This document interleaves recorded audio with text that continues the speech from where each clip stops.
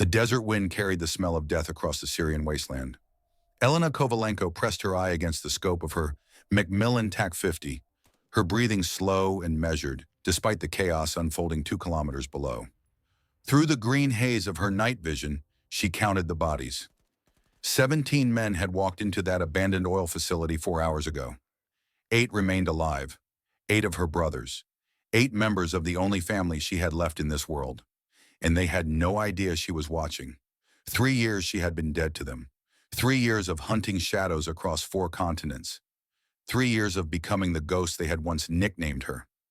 Now lying on a rocky outcropping overlooking the industrial ruins, Elena felt the weight of every single day pressing down on her chest like a stone. The facility below had once pumped oil from Syrian soil during the Soviet era. Now it was nothing but rusted pipes, collapsed catwalks, and concrete shells that provided perfect cover for the Russian mercenaries who had sprung this trap. She counted muzzle flashes in at least 12 positions. Professional, coordinated, patient. This was not a random ambush. This was an execution. Elena shifted her rifle slightly, tracking movement near the eastern perimeter. A familiar silhouette moved between cover positions, and even from this distance, she recognized the way he carried himself. Master Chief Thomas Hartwell, the man who had taught her everything, the man who had become her father when she had no one else. 20 years ago, she had watched her real father die in a forest outside Kiev. She had been 7 years old, hiding inside the hollow trunk of an ancient oak tree, her small hands pressed against her mouth to muffle the sound of her breathing. The snow had been falling that night, thick white flakes that seemed to glow in the darkness. And through a gap in the rotted bark, she had witnessed the moment that would define the rest of her life. Dmitry Volkov had been younger then. His hair had been dark, his movements quick and precise as he forced her father to his knees in the small clearing. Colonel Alexei Kovalenko had been a proud man, a Soviet intelligence officer who had made the dangerous decision to defect to the West. He had information that could expose Russian moles buried deep within American intelligence agencies, information that certain people on both sides of the Cold War wanted to remain buried forever. Elena remembered the way the snowflakes had landed on her father's shoulders as he knelt in that clearing. She remembered the calm in his voice, even as Volkov pressed the pistol against the back of his head. "My daughter," her father had said in Russian. "She is only 7 years old. Whatever happens to me, please, leave her out of this." Volkov had laughed. The sound still echoed in Elena's nightmares, a soft chuckle that held no warmth, no humanity. "If your daughter lives," Volkov had replied, "she will grow up with hatred in her heart. She will come looking for me one day. Perhaps it would be kinder to end your bloodline completely." "The truth always rises," her father had said. His final words. "No secret stays buried forever. One day someone will come for the men who destroyed me." The gunshot had shattered the silence of the forest. Elena had not screamed. She had not moved. She had simply watched as her father's body slumped forward into the snow, watched as the white powder around him slowly turned red. Volkov had stood over the body for a long moment, then turned and looked directly toward the tree where she was hiding. For one terrible heartbeat, Elena had been certain he could see her. But the darkness and the falling snow had protected her, and after what felt like an eternity, Volkov had turned and walked away, disappearing into the forest like a specter returning to the shadows from which it had come. 20 years. She had carried that memory for 20 years. And now finally, the man who had murdered her father was somewhere in that facility below, orchestrating the deaths of the only people she had left to love. A burst of automatic fire erupted near the processing building, and Elena watched Thomas dive behind a concrete barrier. Another member of the team was down, clutching his thigh. Through her scope, she could see the blood spreading across his tactical pants, could see the way his face contorted with pain, even as he kept his rifle up and ready. Wesley Donovan, 27 years old, communications specialist. He had joined the team 2 years after Elena's supposed death, but she had studied every member of her former unit during her years in the shadows. She knew their names, their families, their strengths and weaknesses. She knew that Wesley had a mother in Virginia who still sent him care packages filled with homemade cookies. She knew that he had proposed to his girlfriend 3 months ago and was planning a June wedding.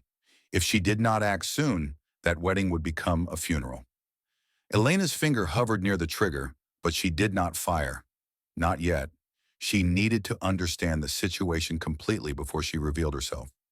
3 years of surviving alone had taught her the value of patience, of gathering information before committing to action.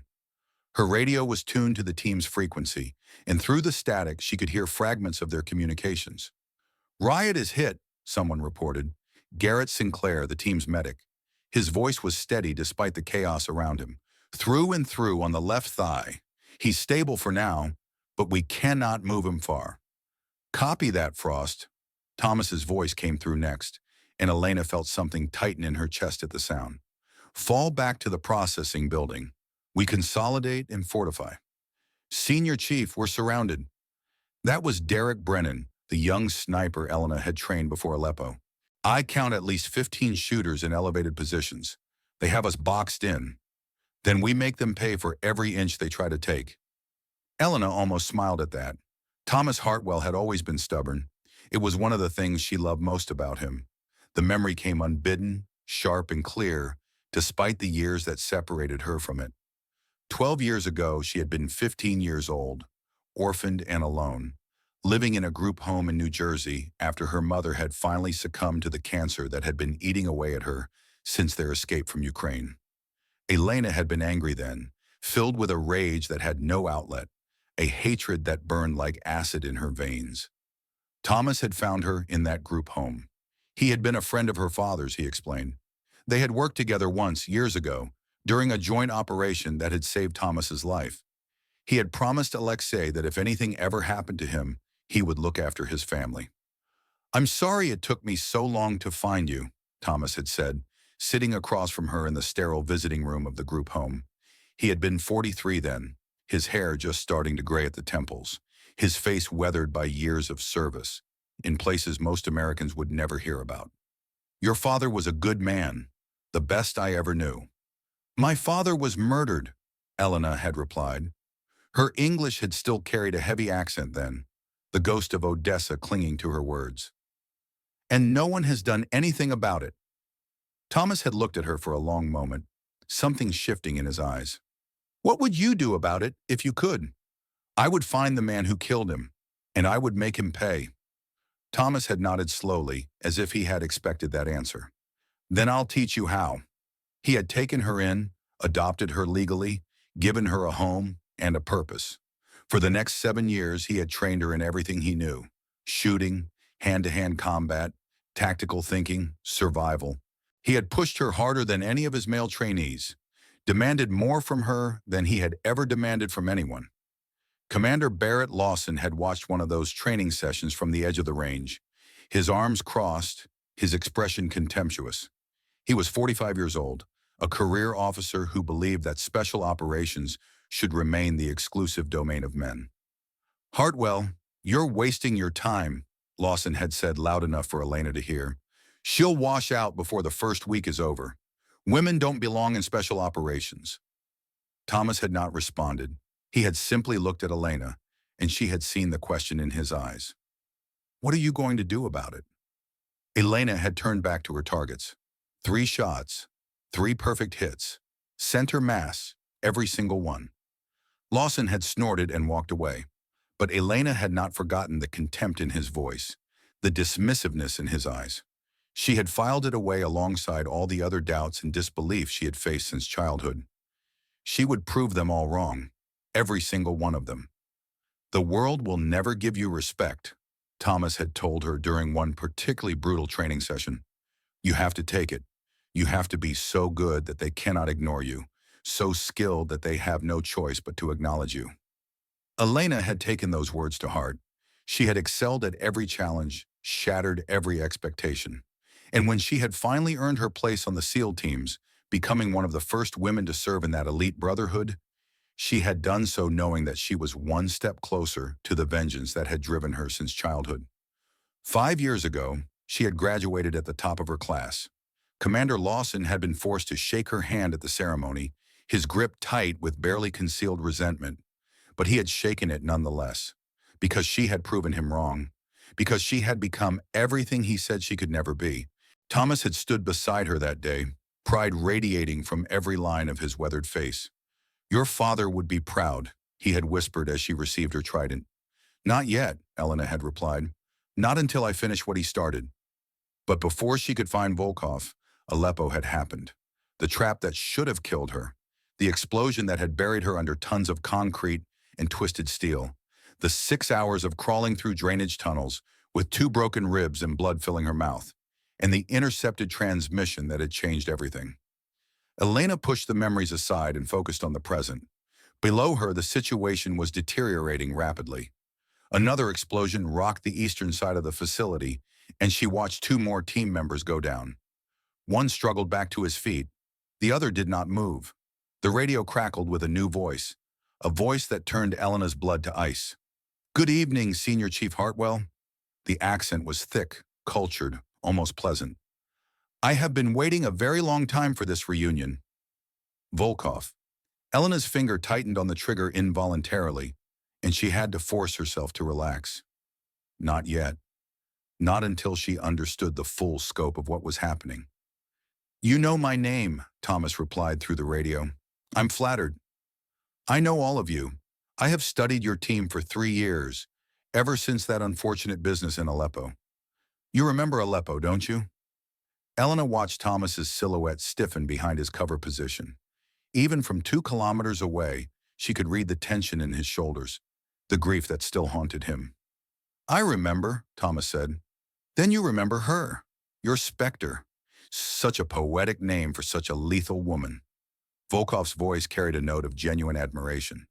"She killed my brother, you know, 2 years before Aleppo. A single shot from 900 meters in a sandstorm. Impossible, they told me. No one could make that shot, but she did." Elena remembered that shot. She remembered the way the wind had howled around her, the way the sand had stung her eyes even through her protective goggles. She remembered the patience it had taken, the hours of waiting for the perfect moment. And she remembered the satisfaction when her target had fallen, knowing she was one step closer to the man who had destroyed her childhood. "She was the best," Thomas said quietly. "She was extraordinary. And now she is dead, just like you will be dead before sunrise. But I want you to understand something, Hartwell. I want you to die knowing that everything that happens tonight, everything that happened 3 years ago, it was all connected. Your Spectre did not die in a random operation. She was sacrificed, and the same people who killed her sent you here to join her." The radio went silent.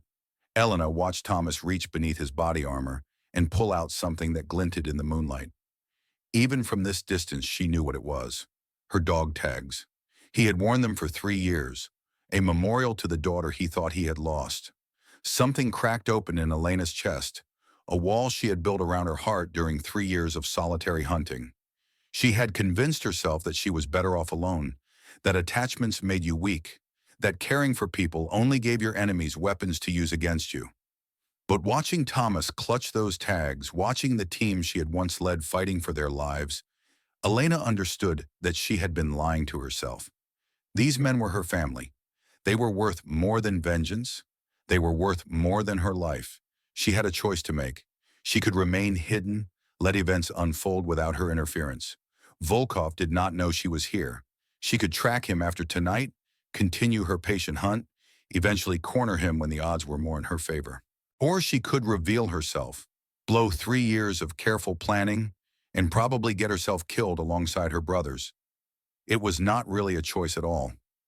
Elena adjusted her scope, calculating distance, wind speed, the Coriolis effect over 2,000 meters. The math was complex, but she had been making shots like this since she was 16 years old. Thomas had made sure of that.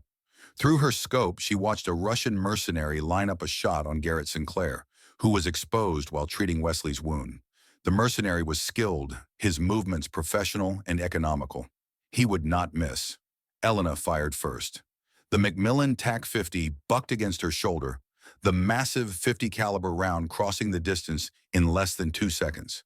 The mercenary dropped without making a sound, his rifle clattering against the concrete as his body crumpled. For a moment, everything stopped. The gunfire below fell silent as both sides tried to understand what had just happened. A shot from that distance, in darkness, through crosswinds that would have defeated most shooters. It should have been impossible. Elena worked the bolt and found her next target.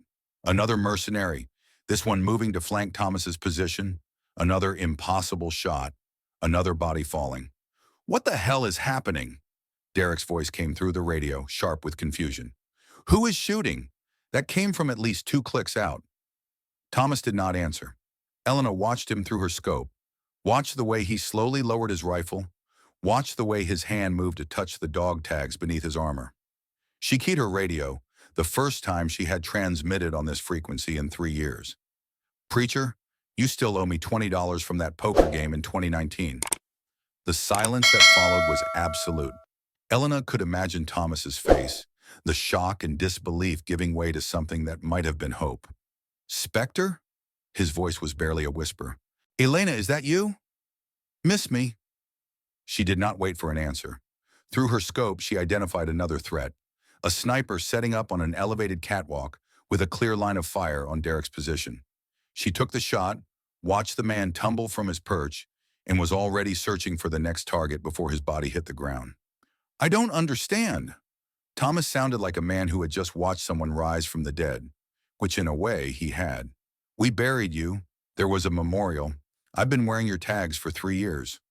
It's a long story, and we don't have time for it now. You have approximately 40 hostiles in that facility, plus reinforcements inbound from the east. I count 12 vehicles, maybe 50 additional fighters. They'll be here in about 30 minutes. "How do you know that?" "Because I've been tracking Volkov for 3 years. This trap wasn't set for you. It was set for me. You're just the bait." Another shot. Another body. Elena was working through Volkov's forces with methodical precision, each trigger pull a meditation on patience and revenge. "Then why are you revealing yourself?" Thomas asked. "If this is a trap for you, why not stay hidden?" Elena paused, her finger resting against the trigger guard. Through her scope, she could see Thomas looking out into the darkness, trying to locate her position. She knew he would never find her. Not at this distance, not in this darkness. "Because you're my family," she said quietly, "and I don't let my family die." She thought she saw Thomas smile just for a moment, before the professional mask slid back into place. "Copy that, Spectre. What are your orders?" Elena's orders, not his orders. Despite being the senior ranking officer, despite having led teams in combat for longer than she had been alive, Thomas was deferring to her, because she had the high ground, because she had the information, because she had earned his trust through years of training and sacrifice, because she was his daughter, and he believed in her. "Move your team to the processing building, southwest corner," Elena said. "Consolidate your wounded and establish a defensive perimeter. I'll provide overwatch and thin their numbers while you relocate." "What about Volkov?" Elena's jaw tightened. "He's mine. But first, we get everyone out of here alive." The team began to move, flowing through the ruins with the fluid precision that only came from years of training together. Elena covered their advance, her rifle speaking death into the darkness. Each shot was a statement of skill, a testament to the thousands of hours she had spent mastering her craft. She thought of all the mornings Thomas had dragged her out of bed before dawn, all the weekends she had spent at the range while other teenagers were going to parties, all the nights she had fallen asleep studying ballistics tables and wind charts. At the time, she had resented the discipline, had wondered if the sacrifices were worth it. Now, watching her family survive because of those sacrifices, she understood that Thomas had been preparing her for exactly this moment. By the time the team reached the processing building, Elena had eliminated another 9 hostiles. Volkov's forces were in disarray, their careful coordination shattered by the invisible death raining down from the darkness. She could hear them shouting on their radios, trying to locate her position, trying to understand how one shooter could be so devastatingly effective. They would never understand. They had not been trained by Thomas Hartwell. They had not spent 20 years nursing a flame of vengeance that burned brighter than the fear of death. "We're in position," Thomas reported. "Riot is stable. Lobo is setting up Overwatch on the eastern approach." "What's our play?" "They're jamming your emergency frequencies," Elena replied. "That's why you couldn't call for extraction. There's a mobile jamming unit approximately 300 meters northwest of your position, vehicle mounted. Take out the jammer, and you can broadcast on any frequency you want. You want us to assault through enemy lines to reach a jammer while under fire from multiple positions? No, I want you to create a distraction. Make them think you're trying to break out to the west. Draw their attention away from the northwest quadrant. I'll handle the jammer. Negative. Thomas's voice was firm. You're not going in alone. You've been operating solo for 3 years. That ends tonight. Elena hesitated. Part of her wanted to argue, wanted to remind him that she had survived this long precisely because she worked alone. But another part of her, the part that had spent 3 years missing the sound of friendly voices on the radio, longed to accept his offer. Fine, she said finally. Send Lobo to meet me at grid reference 774. We'll hit the jammer together while you keep them busy. Copy that. Inspector? Yeah? When this is over, you and I are going to have a long conversation about why you let me think you were dead for 3 years. Elena almost laughed. Looking forward to it, preacher. Now get moving. Reinforcements are 22 minutes out. She began her descent from the rocky outcropping, moving with the fluid grace that came from years of training in hostile environments. The darkness was her ally, the wind her cover. She was the specter, the ghost, the shadow that killed without warning or mercy. But for the first time in 3 years, she was not alone. And somehow, that made all the difference. Derek Brennan was waiting at the grid reference when Elena arrived. He was younger than she remembered, his face still carrying traces of the boyish enthusiasm she had worked so hard to temper during his training. But there was something new in his eyes now, something that had not been there before Aleppo. Loss. He had learned what it meant to lose someone he cared about. It had aged him in ways that had nothing to do with years. Spectre. His voice was barely steady. I thought you were dead. I was. Elena checked her rifle, verified her ammunition count. But I got better. Are you ready? Derek nodded, his jaw set with determination. I've been waiting 3 years to follow you into hell again. Lead the way. They moved through the ruins together, 2 shadows flowing through the darkness toward the jamming vehicle. Elena took point, her senses extended to their limits, cataloging every sound, every smell, every flicker of movement. Behind her, Derek matched her pace perfectly, his rifle covering her blind spots without prompting. She had trained him well. The thought filled her with something that might have been pride. The jamming vehicle was exactly where she had predicted, a military-grade truck bristling with antenna arrays, guarded by 4 men who looked bored with their assignment.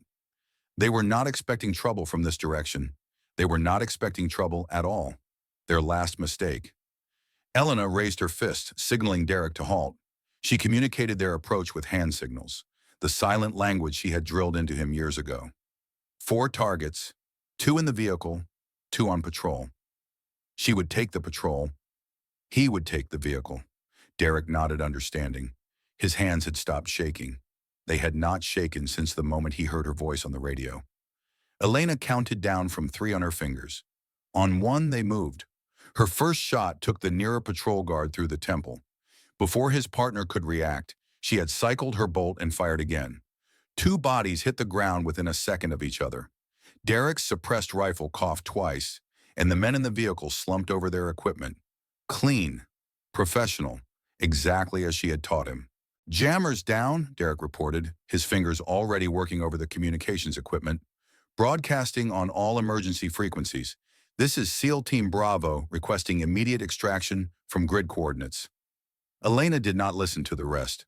Her attention was focused on the darkness beyond their position, on the sounds of gunfire still crackling from the main facility. Thomas was keeping Volkov's forces busy, drawing their attention away from this critical node. The response came through the radio almost immediately. Bravo, this is Overlord. We read you. Extraction assets are 47 minutes out. Can you hold? 47 minutes, an eternity in combat. But Elena had already done the math.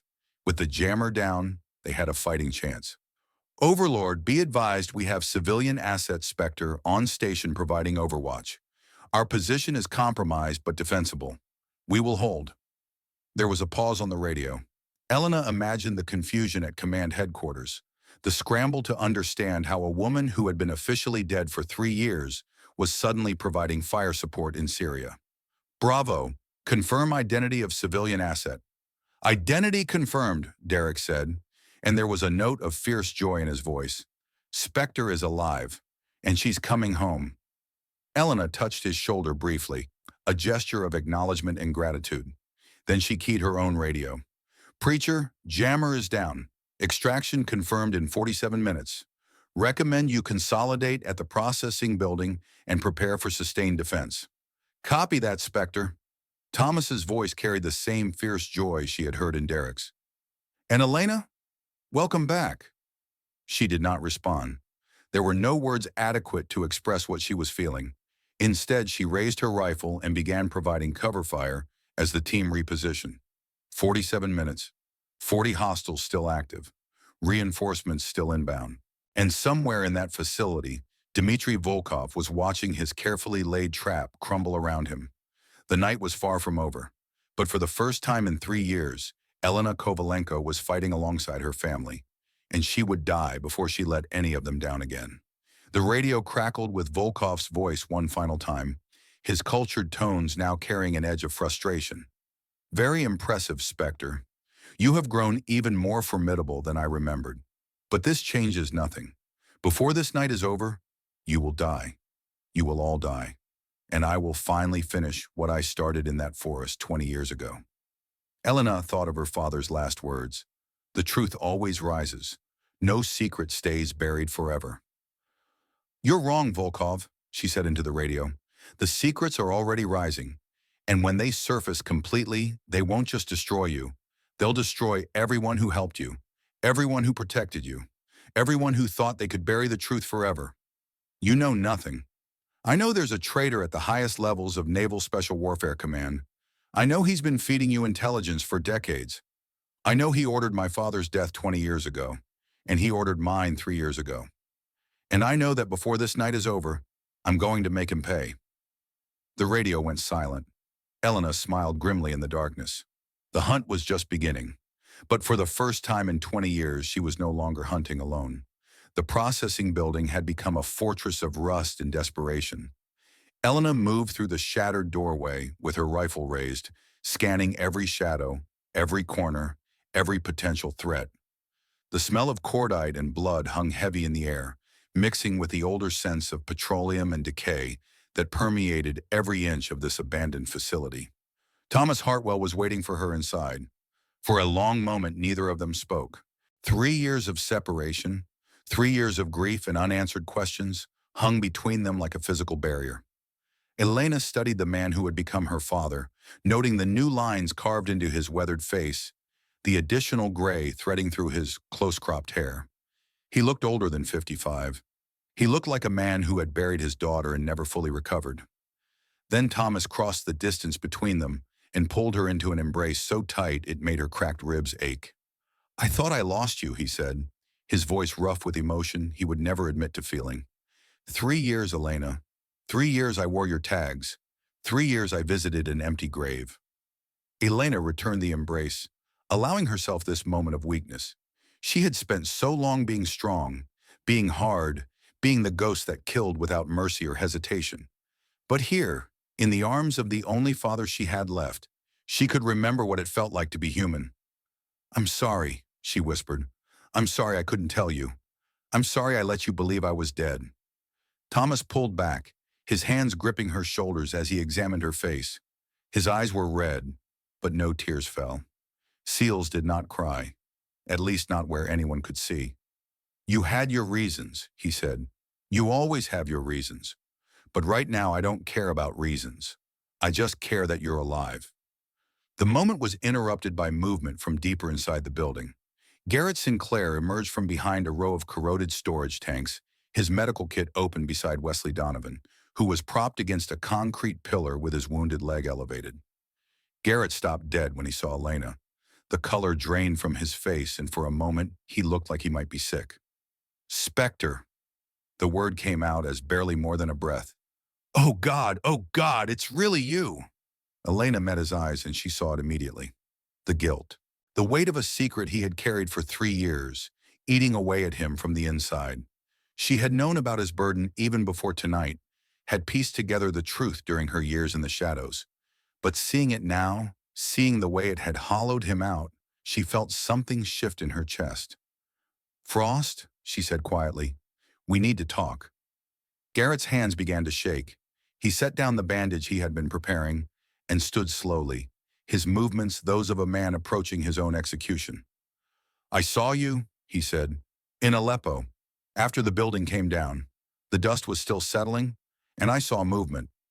Just for a second, just a shadow that might have been nothing." His voice cracked. "But I knew. Somewhere deep down, I knew it was you. And I left anyway." The other team members had gathered now, drawn by the tension radiating from the confrontation. Derek stood near the eastern window, his rifle still ready, but his attention fixed on Elena and Garrett.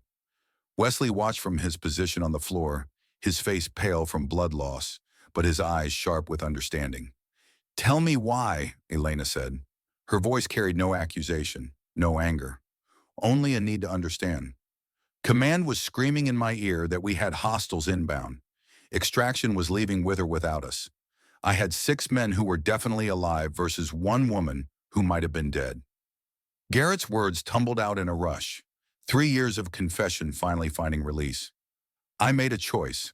I chose the certainty over the possibility. And I've hated myself for it every single day since." Elena was silent for a long moment. She thought about the 6 hours she had spent crawling through drainage tunnels after the building collapsed. She thought about the pain of her broken ribs, the terror of the absolute darkness, the moment when she had almost given up and let the blackness take her. But she also thought about the 6 men who had made it to extraction that night. 6 men who were alive because Garrett Sinclair had made the hardest decision of his life. "You saved 6 lives with that choice," Elena said finally. "You made the right call." Garrett stared at her like she had spoken in a foreign language. "What?" "If you had come back for me, you would have died in that rubble. And so would the men you were protecting. Your job was to get the team out alive. You did your job." Elena stepped closer and placed her hand on his shoulder. "I don't need your apology, Frost. I need you to stop carrying this weight so you can focus on keeping everyone alive tonight."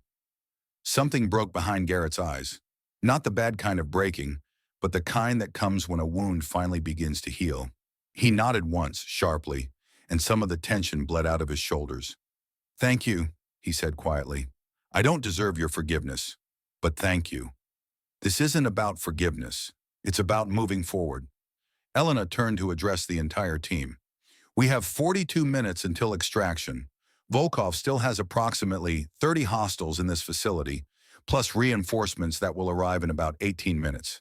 I need everyone focused and ready." "What about Volkov himself?" Derek asked from his position by the window. "Do we know where he is?" "He's been coordinating from somewhere in the northern sector, probably near the old administrative building. But he won't stay there long. He knows I'm hunting him." Thomas moved to stand beside Elena, presenting a united front to the team. "What's our play?" Elena had already worked through the tactical options during her approach to the processing building.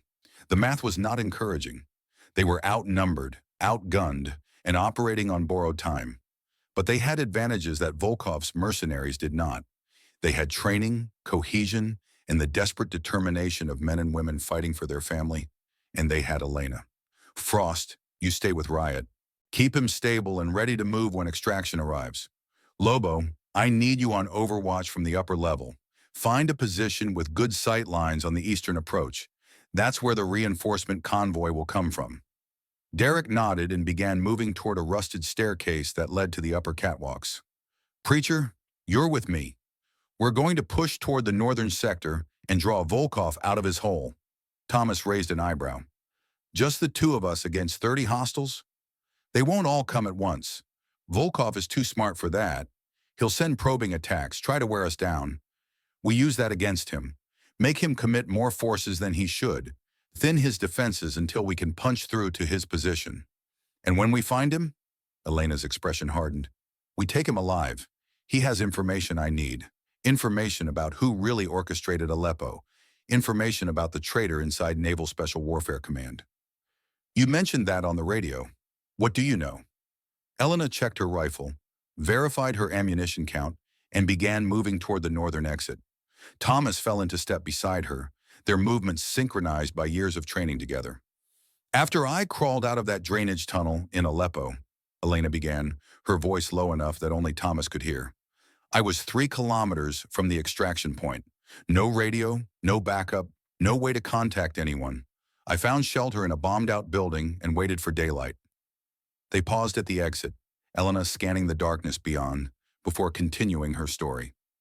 The next morning, I intercepted a transmission, encrypted, but I recognized the frequency. It was one of ours, American military. She looked at Thomas and he saw something cold and terrible in her eyes. There were 2 voices. One was Volkov, the other was an American, someone with enough clearance to access our mission parameters. What did they say? They were discussing the operation. They were discussing me. Elena's jaw tightened. The American voice said that if I had survived the building collapse, I needed to be eliminated before I could report what I had seen, before I could expose what I knew. Thomas felt ice forming in his stomach. Someone on our side wanted you dead. Someone with high-level access.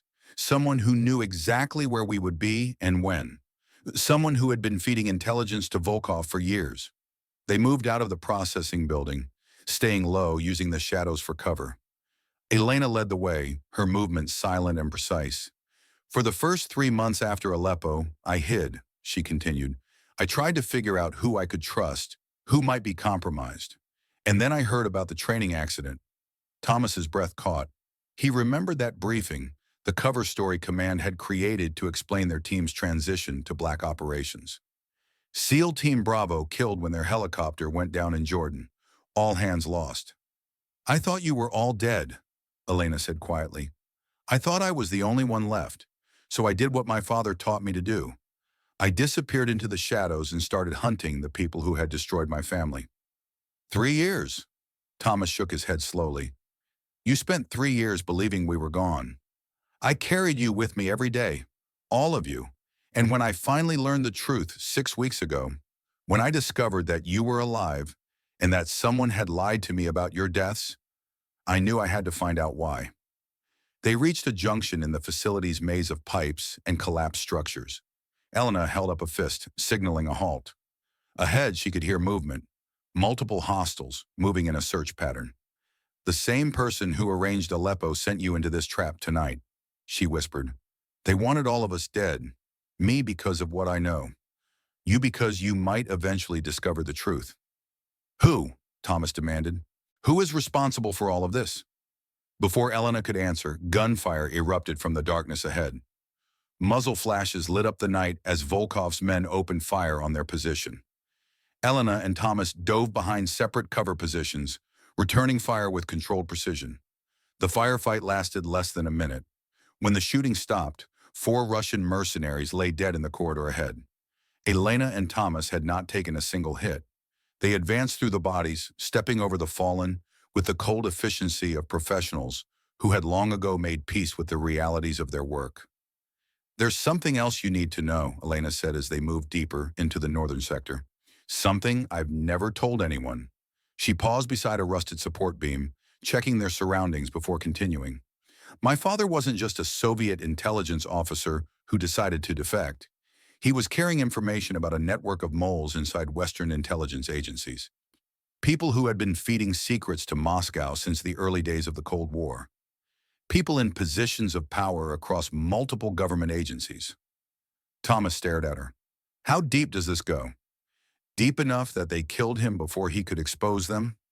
Deep enough that 20 years later, they're still protecting their secrets? Elena met his eyes. Deep enough that it reaches the highest levels of Naval Special Warfare Command. The implication hung in the air between them. Thomas thought of all the officers he had served under, all the admirals who had shaped his career. The idea that one of them might be a traitor was almost impossible to accept. But Elena had never lied to him, and the evidence of tonight's trap was undeniable. Do you have a name? He asked. Not yet, but Volkov knows. He's been taking orders from this traitor for decades. That's why we need him alive. He's the key to everything. Sherbeniumio. They continued their advance, moving through the abandoned industrial complex with deadly purpose. Twice more they encountered resistance, and twice more they left bodies in their wake. Elena was operating at a level Thomas had rarely seen. Her movements fluid and efficient. Her shooting immaculate despite the darkness and chaos. He remembered the angry teenager he had taken in 12 years ago, the girl with fire in her eyes and revenge in her heart. He had known even then that she was special, that she had the potential to become something extraordinary. But watching her now, watching her dismantle Volkov's forces with surgical precision, he understood that she had surpassed even his highest expectations. She was no longer his student. She had become something more, something dangerous, something necessary. The radio crackled with Derek's voice. "Spectre Preacher, we have a problem. Reinforcement convoy just arrived at the eastern perimeter. I count 12 vehicles, approximately 50 fighters deploying now." Elena checked her watch. The reinforcements had arrived faster than expected. They now had maybe 30 minutes until extraction, and the odds against them had just doubled. "Copy that, Lobo. Engage at maximum range. Slow them down as much as you can." "Roger, engaging." The distinctive crack of Derek's rifle began echoing across the facility, each shot followed by a distant scream or the sound of a body hitting the ground. He was good, Elena acknowledged. She had taught him well, but even the best sniper could not hold off 50 men forever. "We need to accelerate our timeline," she told Thomas. "Volkov has to be close. His forces are converging on this sector." As if in response to her words, speakers mounted throughout the facility crackled to life. Volkov's voice echoed through the ruins, amplified and distorted. "You fight well, Spectre. Your father would be proud. He fought well too at the end. Brave words, brave defiance. But in the end, he still died on his knees in the snow." Elena's jaw tightened, but she did not respond to the taunt. She was too experienced to let her emotions compromise her focus. "I know why you're here," Volkov continued. "You want answers. You want to know who gave the order to kill your father. You want to know who betrayed you in Aleppo. I can give you those answers. But first, you have to find me." The speakers went silent. Elena and Thomas exchanged a look, both understanding the game Volkov was playing. He was trying to draw her in, separate her from her team, make her vulnerable. It might have worked on the angry teenager who had watched her father die. But Elena Kovalenko was no longer that girl. "He wants me to come alone," she said quietly. "He thinks my desire for vengeance will make me stupid." "Will it?" Elena allowed herself a small smile. "What did you always teach me about emotional decisions in combat? That they get you killed. Then let's prove to Volkov that I was paying attention." They pushed forward together, clearing rooms and corridors with methodical precision. The fighting was intensifying now, Volkov's forces pressing from multiple directions as they tried to overwhelm the American position. But Elena had anticipated this. She had planned for it. She keyed her radio. "Lobo, status report. Reinforcements are taking heavy casualties, but they're still advancing.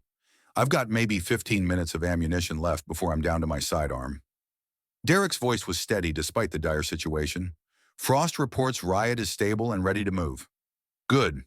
On my signal, I want you to fall back to the processing building and consolidate with Frost and Riot. Preacher and I will handle Volkov."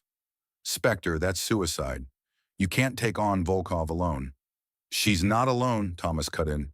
"She has me, and that's always been enough." Elena felt something warm bloom in her chest at his words. 3 years of isolation had not diminished the bond between them. If anything, it had made it stronger. They reached the administrative building 10 minutes later. The structure was more intact than most of the facility, its walls still standing, its roof mostly complete.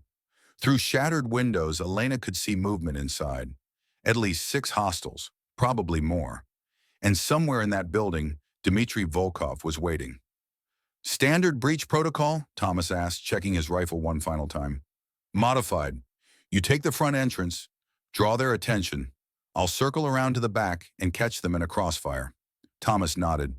It was a dangerous plan, requiring split-second timing and perfect execution.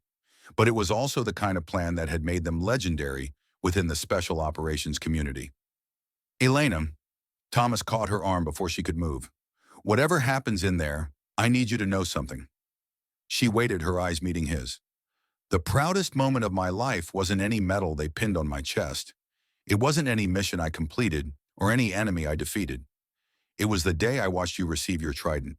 The day I knew that everything I had taught you, Everything we had sacrificed together had made you into the warrior you were meant to be.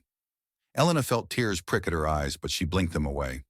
There would be time for emotion later, if they survived.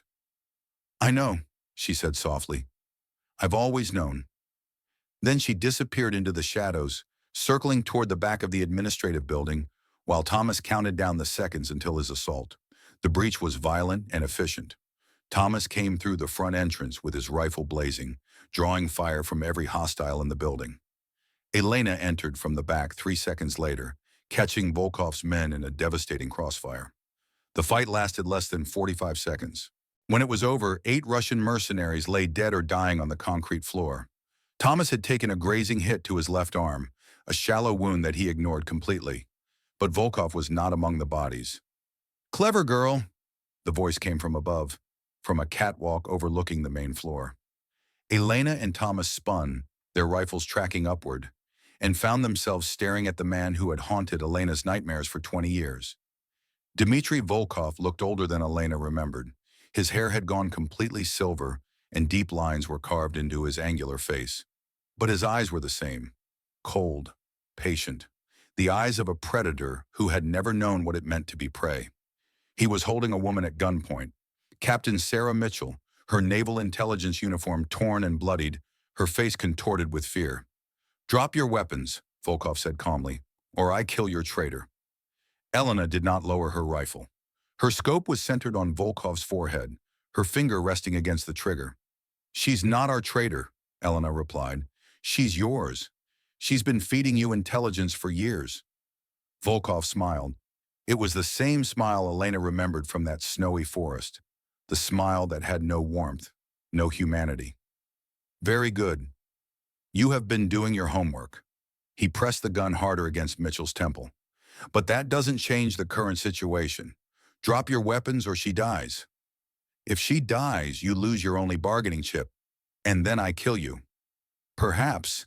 But can you live with yourself, knowing you let an unarmed woman die when you could have prevented it?" It was a calculated gamble. Volkov was betting that Elena's conscience would not allow her to sacrifice Mitchell, even knowing that the woman was a traitor. He was betting that the little girl who had watched her father die had grown into someone with principles, with limits. He was wrong. Elena's first shot took Mitchell in the shoulder, spinning her around and away from Volkov's grip. Before Mitchell hit the ground, Elena fired again, this time at Volkov's gun hand. The pistol flew from his grip as he grunted in pain. Mitchell collapsed to the catwalk, sobbing with pain and shock. Thomas was already moving, racing up a rusted staircase to secure the prisoners. But Elena's attention was fixed on Volkov. The Russian was clutching his wounded hand, blood seeping between his fingers. But there was no fear in his eyes, only a cold, calculating assessment. "Impressive," he said quietly. "You've become everything your father hoped you would be." "Don't!" Elena's voice was ice. "Don't you dare speak about my father." "Why not? I knew him better than you think. We worked together once, before he decided to betray his country, before he decided that American money was worth more than Russian honor. He didn't betray anyone. He tried to expose the rot eating away at both governments, the corruption that men like you have exploited for decades." Volkov laughed softly. "Is that what you believe? Is that the story you've told yourself to justify your crusade?" He shook his head slowly. "Your father was no hero, Elena.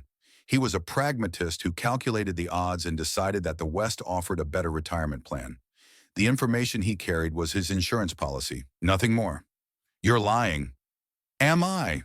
Volkov's eyes glittered with malicious amusement. "Ask yourself why I've been content to wait 20 years for this moment. Ask yourself why I didn't hunt you down when you were a child, alone and vulnerable. Ask yourself why I let you grow into the weapon you've become." Elena felt doubt creeping into her mind, but she pushed it away. Volkov was trying to destabilize her, to make her question everything she believed. It was a tactic as old as warfare itself. "It doesn't matter why you waited," she said. "It doesn't matter what my father's motivations were. What matters is that you murdered him. What matters is that someone in American intelligence has been helping you kill operatives for decades. What matters is that tonight, it all ends." "Does it?" Volkov's smile widened. "You think capturing me will change anything?" You think bringing me to justice will expose the truth? I know it will. Then you know nothing. Volkov stepped closer to the edge of the catwalk, seemingly unconcerned by the rifle still pointed at his chest. The man who gave the order to kill your father, the man who has been running this network for 30 years, he's untouchable. He has friends in every agency, every branch of government. Even if you expose him, even if you present irrefutable evidence of his treason, he will find a way to escape. Who? Elena demanded. Give me a name. Volkov was silent for a long moment. His eyes moved from Elena to Thomas, who had reached the catwalk and was securing Mitchell with zip ties. Then he looked back at Elena, and something shifted in his expression. Admiral Richard Caldwell, he said quietly. He's been running the network since 1993. He's the one who ordered your father killed. He's the one who set the trap in Aleppo. He's the one who sent your team here tonight. Elena felt the world tilt beneath her feet. Admiral Richard Caldwell. She knew that name. Everyone in naval special warfare knew that name. He was a legend, a hero, a man whose career had been built on sacrifice and service to the nation. He had pinned Elena's trident to her chest at her graduation ceremony. He had shaken her hand and told her she was a credit to the Navy. He had read the eulogy at her memorial service. That's impossible, Thomas said, but his voice carried no conviction. He was remembering, just as Elena was, all the times their missions had gone wrong. All the intelligence leaks they had never been able to explain. All the operations that had been compromised by information that only someone at the highest levels could have provided.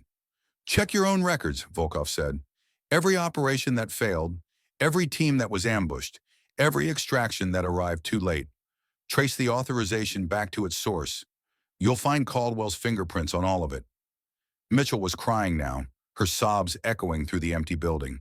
Thomas finished securing her and stood, his face pale beneath the grime of combat. Is this true? He demanded of the woman. Is Caldwell the one you've been reporting to?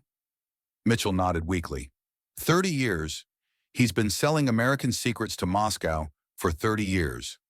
Your father discovered evidence of his activities during his time in Soviet intelligence. That's why Caldwell had him killed. That's why he's been trying to kill her. Elena stared at Volkov, at the man who had murdered her father, who had haunted her nightmares for 20 years. Part of her wanted to pull the trigger, to end his life the way he had ended her father's. It would be so easy, so satisfying, but it would also mean losing the testimony that could bring down Admiral Caldwell. It would mean sacrificing justice for vengeance. She thought of her father's final words. The truth always rises.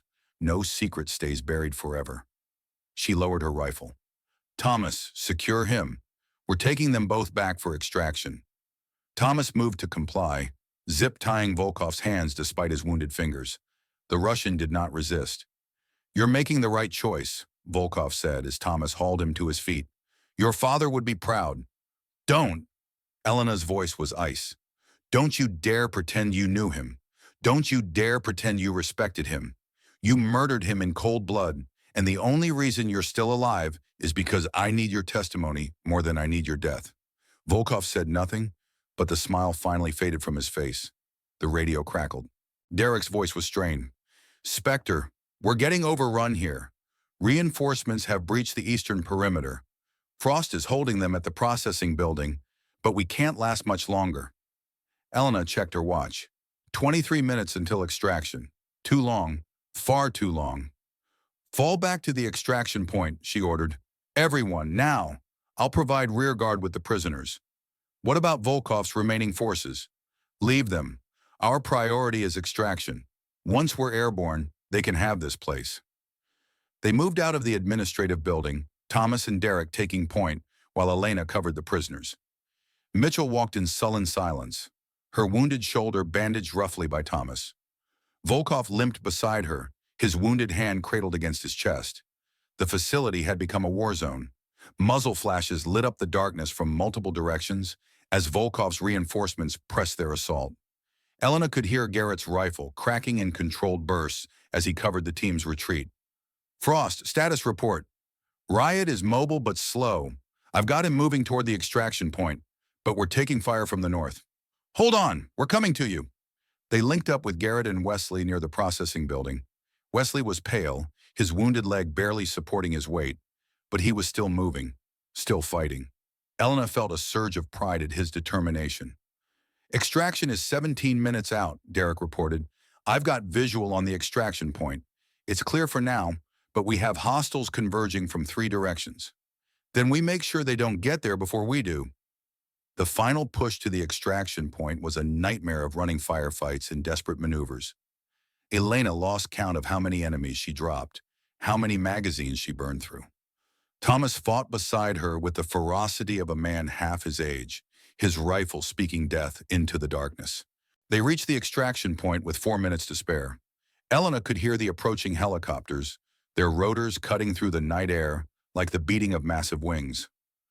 Overlord, this is Spectre. We are at the extraction point. 2 prisoners, 1 wounded, ready for pickup. Copy, Spectre. Blackhawks are 2 minutes out. Hold your position. 2 minutes. Elena scanned the darkness, watching for any sign of pursuit. Volkov's forces had fallen back after taking heavy casualties, but she knew they would not stay back for long. The helicopters appeared on the horizon, their running lights blinking against the pre-dawn sky. Elena watched them approach and felt something shift in her chest. For 3 years, she had been running, hiding, fighting alone, and now finally she was going home. Thomas appeared beside her, his face streaked with sweat and grime. You did it, he said quietly. You brought us all out alive. We did it, Elena corrected. I couldn't have done any of this without you. The Blackhawks touched down in a storm of dust and noise. The crew chief was waving them forward, urgent and insistent. Elena helped load the prisoners first, then the wounded, then the rest of the team. She was the last one aboard. As the helicopter lifted off, Elena looked down at the burning facility below. Volkov's forces were still visible, tiny figures scrambling through the ruins of their trap. They had failed. The Spectre had escaped. Thomas sat beside her, his arm pressed against hers. He reached beneath his body armor and pulled out her dog tags, the ones he had worn for 3 years. I believe these belong to you, he said. Elena took them with trembling fingers. She had not cried since the night her father died. But as her fingers closed around those familiar metal tags, as the helicopter carried her away from the Syrian darkness toward home, she felt tears streaming down her face. 20 years of grief, 20 years of rage, 20 years of carrying a burden that had threatened to crush her. And now, finally, she was not alone. Thank you, she whispered, for never giving up on me. Thomas put his arm around her shoulders, pulling her close. You're my daughter, he said simply. I never stopped believing you would come back. They flew through the darkness together, father and daughter reunited at last. Behind them, the sun was beginning to rise over the Syrian desert, painting the sky in shades of gold and crimson. A new day was dawning, and Elena Kovalenko was finally ready to face it. The military hospital in Jordan smelled of antiseptic and fluorescent desperation. Elena sat in a plastic chair outside the surgical suite, her left arm immobilized in a temporary sling, her ribs wrapped tight beneath a hospital gown she had refused to change into. She had demanded to keep her tactical vest nearby, her Sig Sauer P-226 Navy within arm's reach. The doctors had argued. She had stared at them until they stopped arguing. Some habits died hard. She checked her sidearm for the 3rd time in an hour. The familiar weight of the P-226 was a comfort, its 15-round magazine fully loaded, its suppressor threaded and ready. She had carried this weapon through 3 years of shadow operations, had trusted it with her life more times than she could count. It had never failed her. Through the window of the surgical suite, she could see Wesley Donovan lying on the operating table. The bullet had done more damage than Garrett's field treatment had revealed, nicking the femoral artery in a way that had required immediate surgical intervention. But the doctors were optimistic. Wesley would walk again. He would make it to his June wedding. Elena touched the dog tags hanging around her neck. Her tags, the ones Thomas had worn for 3 years. The metal was warm against her skin, a constant reminder of everything she had lost and everything she had regained. Footsteps echoed in the corridor behind her. She did not turn around. She already knew who it was. Thomas Hartwell lowered himself into the chair beside her, moving stiffly. His left arm was bandaged where the bullet had grazed him, but he had refused anything stronger than ibuprofen for the pain. Another habit that died hard. Volkov is secure, he reported. They've got him in the detention wing under armed guard. Mitchell is in a separate cell. Both are cooperating. Good. Silence stretched between them. Elena continued watching the surgical suite, her expression unreadable. You should let the doctors look at you, Thomas said finally. You've been running on adrenaline for almost 18 hours. Your body needs rest. My body will rest when this is over. Elena.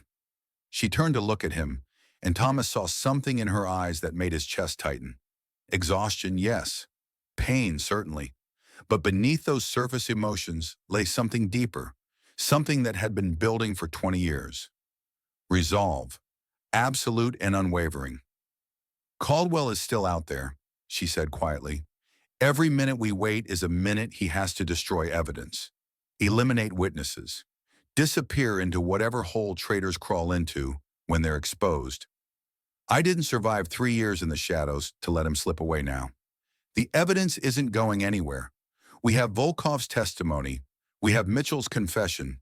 We have 3 years of intelligence you gathered. Caldwell is finished, whether we move tonight or next week. Elena shook her head slowly. You don't understand. Caldwell has been doing this for 30 years. 30 years of building relationships, accumulating favors, creating contingency plans. He has friends in every agency, every branch of government. If we give him time to activate those connections, he could still walk away from this. Thomas studied her face, seeing the determination etched into every line. She looked so much like her father in that moment. The same fierce intelligence, the same unwillingness to accept anything less than complete victory. What do you want to do? Elena reached into her tactical vest and produced a small hard drive. The casing was battered, stained with what might have been blood, but the device itself was intact. 3 years of evidence, she said. Financial records showing payments from Russian intelligence routed through shell companies to accounts controlled by Caldwell's wife. Communication intercepts proving that Mitchell reported directly to him for over a decade. Testimony from assets I turned across 4 continents. Everything needed to bring down an admiral. Thomas took the drive carefully, turning it over in his hands. Where did you get all of this? From the shadows, from the spaces between nations where men like Volkov operate, from sources who had their own reasons for wanting Caldwell exposed. Elena's eyes hardened. My father died trying to bring this information to light. 20 years later, I finally have enough to finish what he started. A commotion from the surgical suite drew their attention. The doctors were emerging, stripping off their surgical gloves, their expressions relieved. One of them approached Elena and Thomas. He's stable, the doctor reported. We repaired the arterial damage and cleaned out the wound.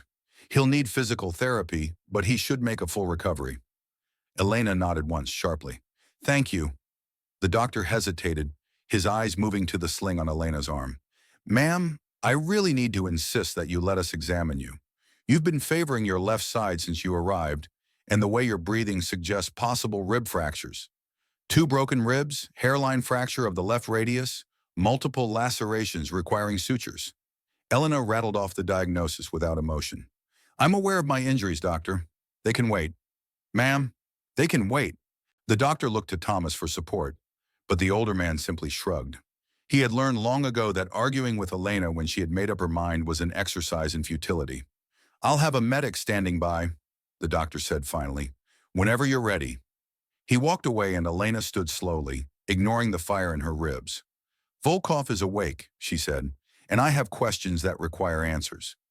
The detention wing was a converted storage facility, hastily retrofitted with reinforced doors and armed guards.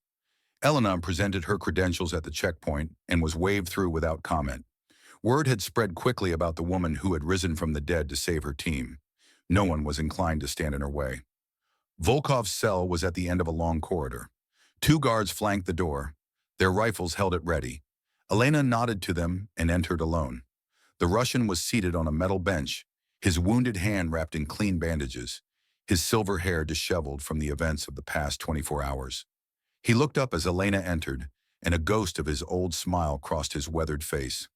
Spectre, I was wondering when you would come. Elena pulled a chair from the corner of the cell and positioned it directly across from Volkov. She sat down slowly, her movements deliberate, her eyes never leaving his face.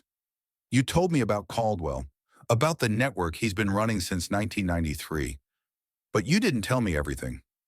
I told you what you needed to know. You told me what you wanted me to know. There's a difference. Volkov chuckled softly. You have your father's instincts. He always knew when someone was holding back. It's what made him such a valuable intelligence officer. He paused. And what made him such a dangerous enemy? Elena leaned forward, her elbows resting on her knees. My father discovered something more than just Caldwell's treachery, didn't he? Something bigger. Something that frightened people on both sides of the Cold War? The smile faded from Volkov's face. For a long moment he was silent, his cold eyes studying Elena, as if seeing her for the first time. You are more perceptive than I gave you credit for. I've had 20 years to think about what my father knew and why it was worth killing him to keep it secret. Caldwell is just one man, one traitor. But the resources devoted to silencing my father, the coordination between Russian and American assets, it speaks to something larger. Something systematic. Volkov nodded slowly. Your father stumbled onto something that was never meant to be discovered. A network of cooperation between elements of Soviet and American intelligence that predates the end of the Cold War.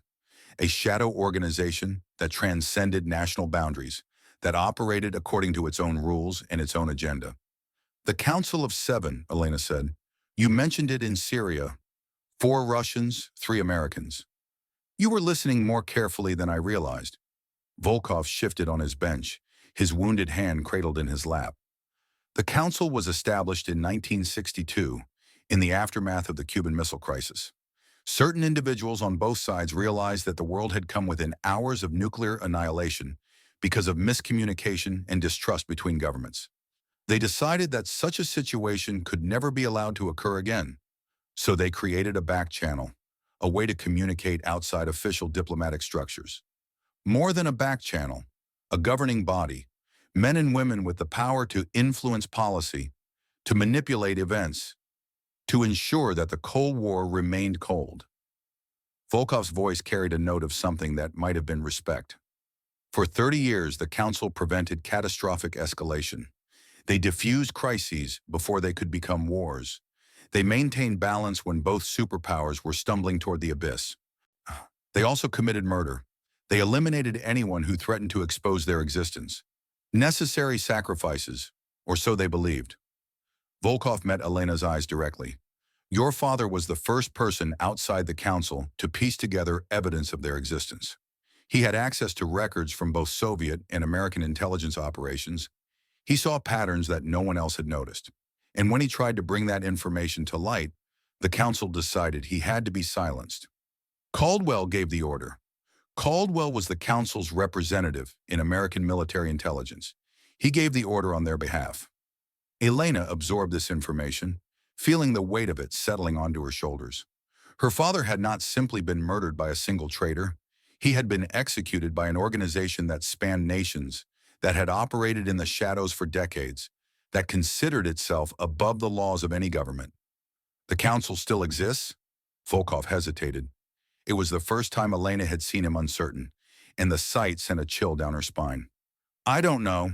After the Soviet Union collapsed, the council's influence waned. Many of its original members died or retired.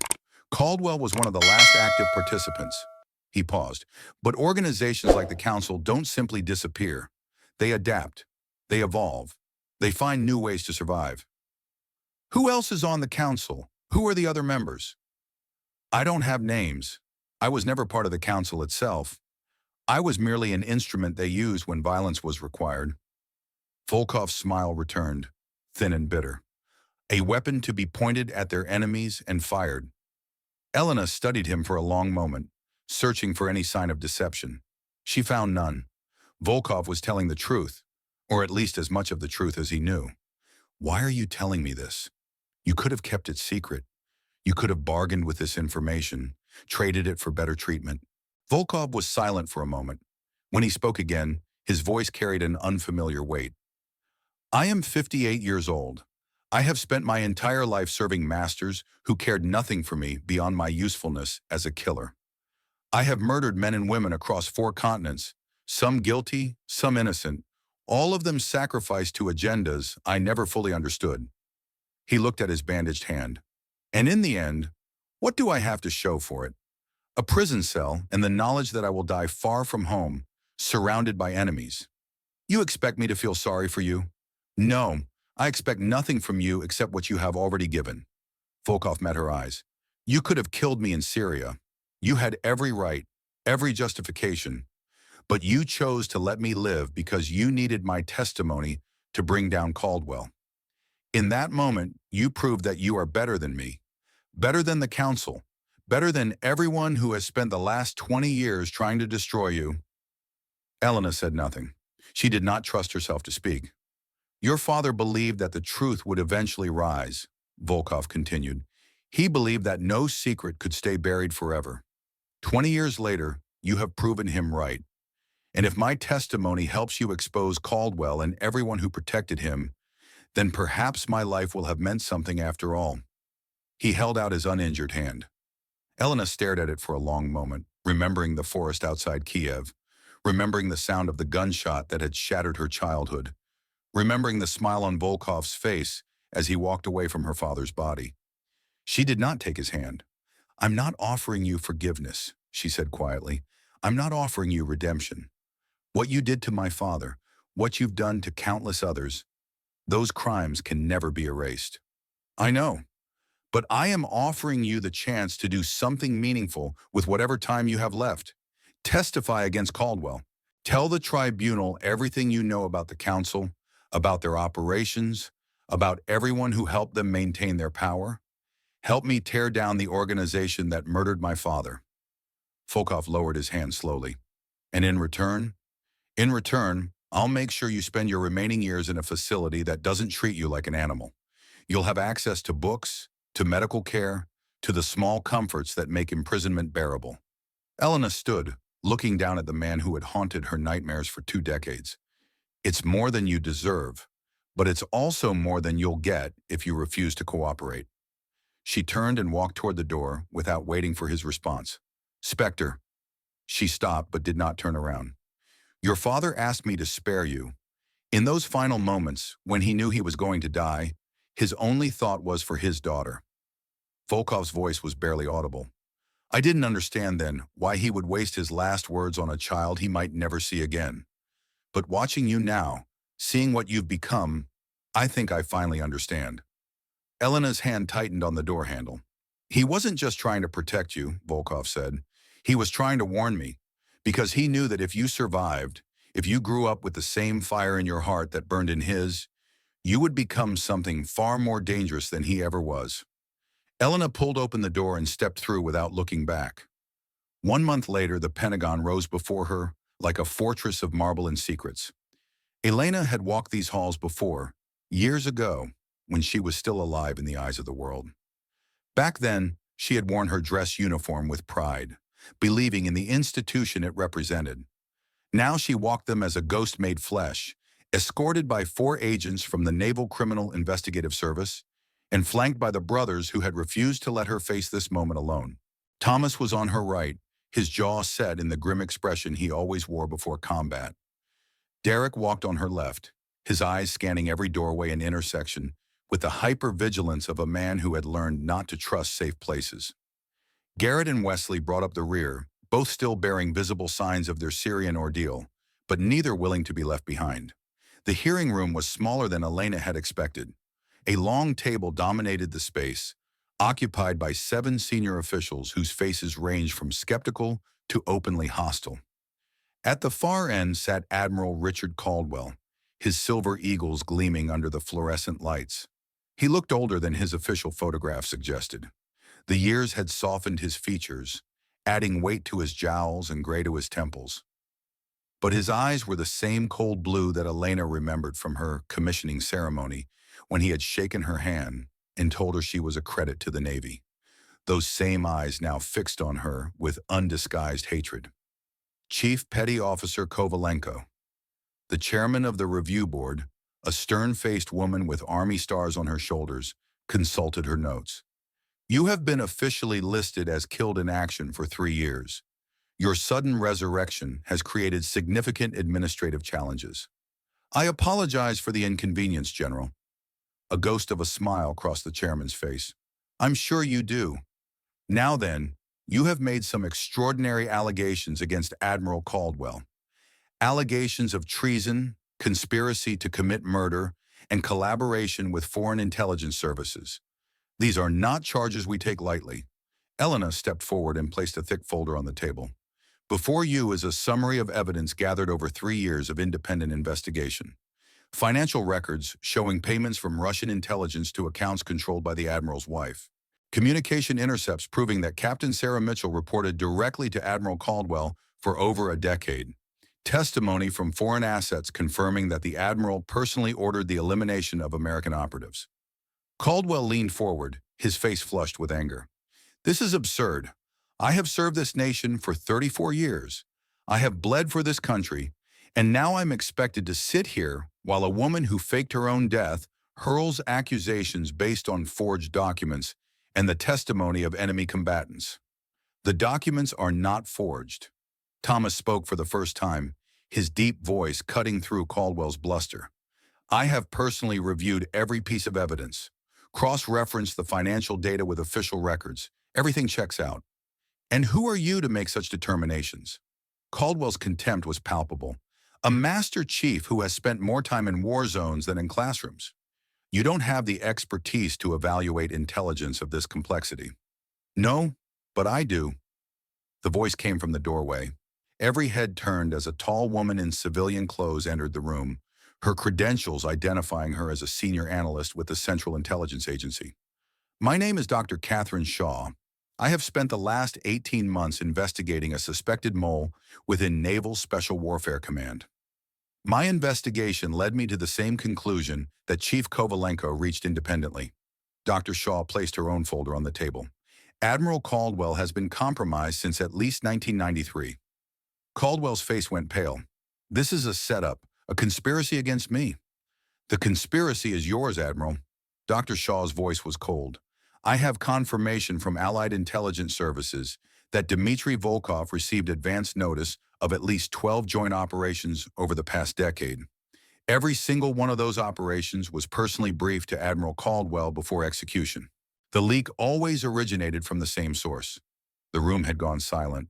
The board members were staring at their papers, at the evidence piling up, at the man they had trusted for 3 decades. Elena took a step toward Caldwell. 20 years ago, you gave the order that killed my father. He was trying to come in from the cold to share what he knew about Russian penetration of American intelligence. You couldn't let that happen because you were the penetration he was trying to expose. Caldwell said nothing. His hands had begun to tremble.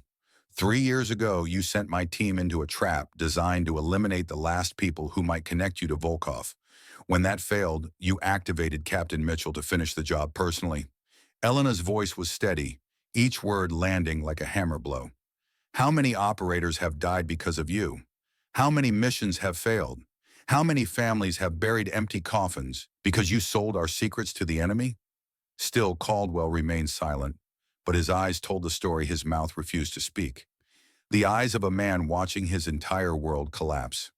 General, Thomas addressed the chairman, we request that Admiral Caldwell be taken into custody pending formal charges. We also request protective details for all members of SEAL Team Bravo until we can confirm that all of the Admiral's assets have been neutralized. The chairman looked at the evidence spread across the table. She looked at the CIA analyst, at the battered operators who had survived Syria, at the woman who had come back from the dead to deliver justice. Then she looked at Admiral Richard Caldwell. Security, she said quietly. Take the Admiral into custody. As the military police moved to comply, Caldwell finally spoke. His voice was barely a whisper, but in the silent room, it carried to every corner. You have no idea what you've done, Spectre. The people I work for, they won't stop because I'm in chains. This is bigger than one admiral, bigger than one operation. You haven't won. You've just made yourself a target. Elena watched them lead him away. Her father's murderer finally brought to justice after 2 decades of hiding in plain sight. I've always been a target, she said to the empty air. The difference is now I'm shooting back. 2 weeks later, the ceremony took place on a cloudless Virginia morning. The sun hung low over the parade ground at Naval Amphibious Base Little Creek, casting long shadows across rows of white chairs filled with dress uniforms. Flags snapped in the breeze, and somewhere beyond the perimeter, news cameras captured every moment for a nation hungry to understand how one of its highest-ranking officers had betrayed everything he had sworn to protect. Elena stood at attention before the assembled crowd, her dress blues immaculate, the bruises faded to faint yellow shadows on her skin. The cuts had healed to thin white lines that would eventually become just more entries in the map of scars covering her body. But the weight in her chest, the burden she had carried for 20 years, had finally lifted. The Secretary of the Navy read the citation in a voice that carried across the silent assembly. For conspicuous gallantry and intrepidity at the risk of life above and beyond the call of duty, Chief Petty Officer Elena Kovalenko distinguished herself through extraordinary heroism while engaged in combat operations against enemy forces in Syria. Despite suffering severe injuries, Chief Kovalenko single-handedly eliminated over 24 enemy combatants, rescued her teammates from certain death, and captured a high-value target whose testimony exposed a decades-long espionage operation within Naval Special Warfare Command. The medal was heavy in the Secretary's hands as he pinned it to her chest. The Medal of Honor, the highest recognition the nation could bestow. Elena felt the weight of it against her heart. She thought of her father, of the way he used to smile when she hit the center of the target, of the stories he told about a homeland she barely remembered. She thought of the cold forest where he had died, of the promise she had made to his memory. "I got them, Papa. I got them all." The applause washed over her like a wave. She shook hands she would not remember, accepted congratulations that blurred together into a single stream of noise, and then finally she was free. Her team was waiting for her at the edge of the parade ground. Thomas had tears in his eyes that he would later deny. Derek was grinning like a fool, his arm around Wesley, who had made it to the ceremony despite his cane. Garrett stood slightly apart, his expression unreadable. But when Elena approached him, he pulled her into a hug so tight it made her healing ribs ache. "You deserve this," he said quietly, "more than anyone I've ever known." "We all deserve this." Elena pulled back and looked at each of them in turn. "I couldn't have done any of it without you. None of it. You carried me when I was dead to the world. You brought me back to life." Thomas cleared his throat. "Speaking of which," he reached into his pocket and produced a small velvet box. "I've been holding on to this for 3 years. Figured it was time to give it back." Elena opened the box and found her father's crucifix inside, the small silver cross that he had worn around his neck every day of his life, the one she had thought was lost forever in the rubble of Aleppo. "How?" she whispered. "Frost found it during the search. He was going to tell you, but then everything went wrong, and you were gone and—" Thomas shrugged. "I've been keeping it safe, waiting for the right moment." Elena lifted the crucifix from the box with trembling fingers. The metal was warm against her palm, worn smooth by decades of her father's faith. She remembered him wearing it every morning, remembered the way he would touch it before leaving for work, remembered the flash of silver against his chest in that snowy forest. She had shed her tears on the helicopter leaving Syria. 20 years of grief released in a single moment of overwhelming emotion. She would not cry again today, but as she slipped the chain over her head, as she felt the cross settle against her chest, next to her dog tags, next to her heart, she understood that some wounds never fully healed. They simply became part of who you were. "Thank you," she said softly, "for keeping him safe until I could come home." The reception that followed was held at a small restaurant near the base, bought out for the evening by someone with enough pull to keep the press at bay. The team gathered around a long table laden with food and drink, sharing stories that ranged from classified to ridiculous to both at once. Derek raised his glass. "To Spectre, the best teacher I ever had, the best shooter I ever saw, and the scariest woman I've ever met." Laughter rippled around the table. Elena shook her head, fighting a smile. "To the team," she countered. "To the men who held the line when everything went wrong. To the family I thought I lost." They drank, and then Wesley, because he could never leave well enough alone, leaned forward with a gleam in his eye. "So, Spectre, now that you're officially undead and decorated, what's next?" Retirement? Book deal? Reality television? Elena considered the question. For 3 years, she had lived with a singular purpose: hunt Volkov, expose Caldwell, avenge her father.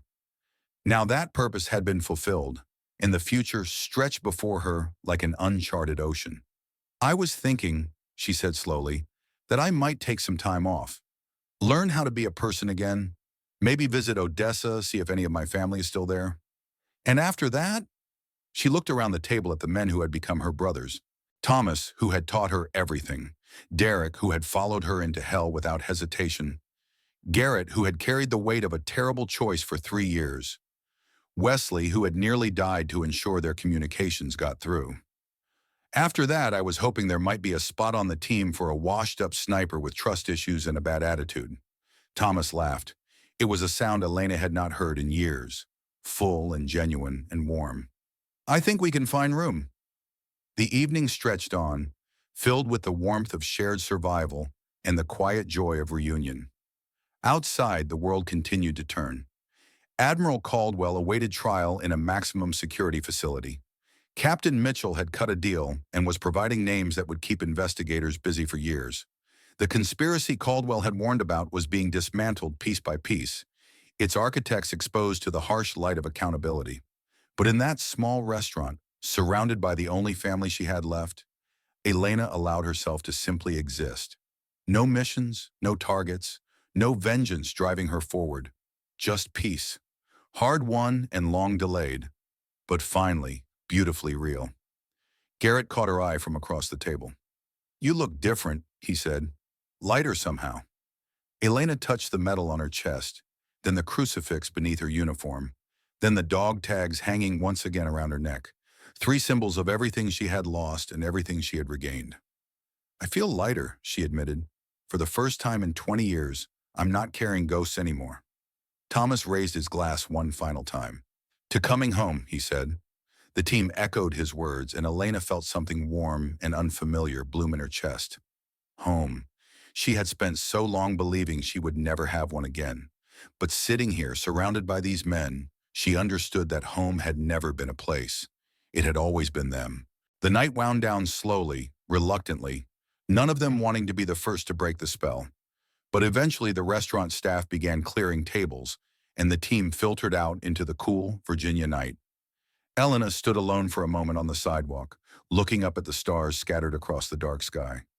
She thought about her father, about the sacrifice he had made to give her a chance at a better life. She thought about the little girl who had hidden in a hollow tree, watching her world shatter around her. That little girl was gone. In her place stood a woman forged by fire and loss and an unwavering determination to see justice done. Elena. She turned to find Thomas waiting for her, his keys in his hand. Need a ride? She smiled. Yeah, I think I do. They walked together toward his car, father and daughter reunited at last. And as they drove away from the restaurant, Elena allowed herself to imagine a future that did not involve violence or vengeance or the weight of secrets too heavy to bear. A future where she was simply Elena Kovalenko, a woman with a family, a woman with a home, a woman who had finally found her way out of the shadows. But even as she embraced that hope, a small part of her mind remained vigilant. Caldwell's words echoed in her memory. The people I work for. This is bigger than one admiral. The Council of 7, 4 Russians, 3 Americans. An organization that had operated in the shadows for over 60 years. Caldwell was gone, but how many others remained? Elena touched the crucifix against her chest and made a silent promise. If the council still existed, if there were others out there who had helped destroy her father, she would find them. She would expose them. She would make them pay. But that was a battle for another day. Tonight she was going home. Somewhere in Virginia, 3 hours after the ceremony, a man sat alone in a darkened office. The only light came from a single desk lamp, casting long shadows across walls lined with photographs and commendations. A leather folder marked with classification stamps lay open on the antique mahogany desk. The phone rang. The man answered on the first ring. It's done, a voice said. Female, American, clipped and professional. Caldwell is in custody. Mitchell has flipped. Volkov is cooperating with the investigation. And the woman, Kovalenko, she received the Medal of Honor this morning. She's being hailed as a hero. The press is calling her resurrection the intelligence story of the decade. The man was silent for a long moment. His fingers drummed against the leather folder, a slow rhythm that betrayed no emotion. Caldwell knew the risks when he accepted this assignment. He understood that exposure was always a possibility. His capture is unfortunate, but not catastrophic. With respect, sir, I disagree. Caldwell had access to sensitive information about our operations. If he decides to cooperate fully with investigators, Caldwell will say nothing of consequence. He knows what happens to those who betray the council's trust. His family knows what happens. The man's voice carried a note of finality.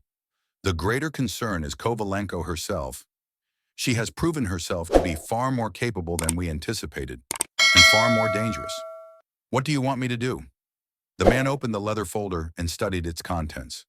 Photographs, documents, surveillance reports, the complete file on Elena Kovalenko, compiled over 3 years of careful observation. For now, nothing. Let her enjoy her victory. Let her believe she has won. People who believe they have won become complacent. They lower their guard. They make mistakes.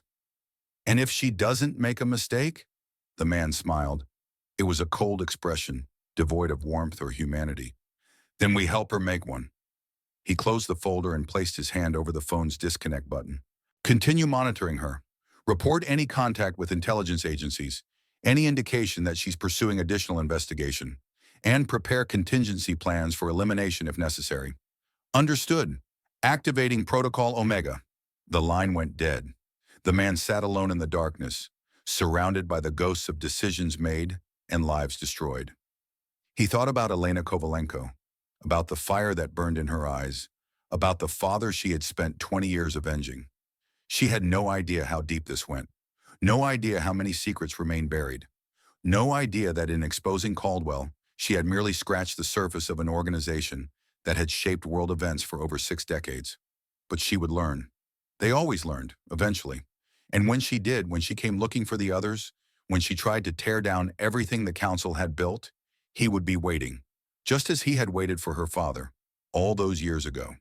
The man reached for his phone and dialed a number from memory. "This is Control," he said when the line connected. "We have a situation developing. The ghost is back, and she's asking questions that could expose our entire network." He listened to the response, his expression never changing. "Understood. I'll handle it personally." He hung up and stared at the folder on his desk. Elena Kovalenko's face stared back at him from a surveillance photograph, her eyes fierce and determined. "Your father thought he could bring us down," the man thought. "He was wrong, and so are you."